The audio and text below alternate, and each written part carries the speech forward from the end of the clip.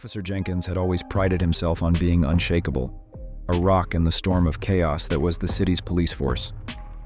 But on that fateful night, as he patrolled the dimly lit streets, he felt a growing unease gnawing at him. The city had been plagued by a series of gruesome murders, each more horrifying than the last. The victims were all found with their throats slit, their bodies arranged in grotesque tableaus. The press had dubbed the killer the Puppeteer because of the eerie way the bodies were posed. Jenkins had seen his fair share of crime scenes, but nothing could have prepared him for what he was about to encounter. His radio crackled to life with a dispatcher's voice. "Officer Jenkins, we've got a 911 call reporting a disturbance at the old abandoned factory on Elm Street. You're the closest unit. Please investigate."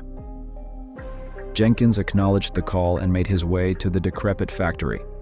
The moon hung low in the sky, casting long shadows that seemed to reach out for him. As he approached the building, a sense of dread settled over him like a heavy fog. The factory's rusted gate creaked open as Jenkins cautiously entered.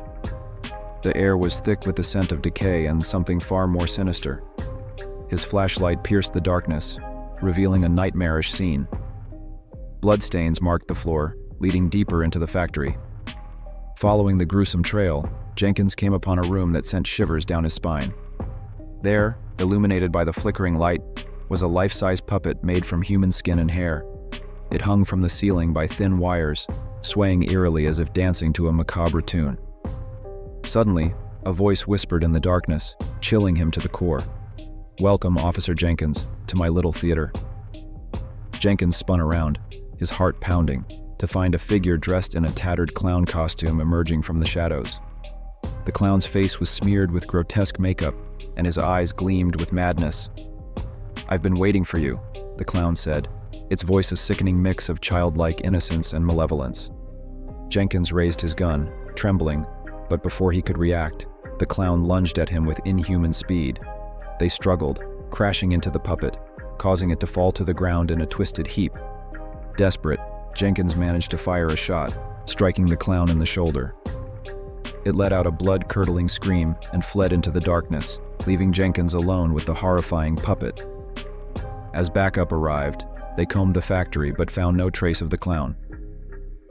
Jenkins was taken to the hospital to tend to his injuries, physically shaken but haunted even more by the encounter. In the days that followed, the city was gripped by fear as reports of the Puppeteer's latest gruesome act spread. It seemed that the killer had escalated his horrific tableau, using Officer Jenkins' encounter as inspiration. Jenkins, now a changed man, dedicated himself to hunting down the Puppeteer, unraveling the mysteries of the twisted mind behind the murders.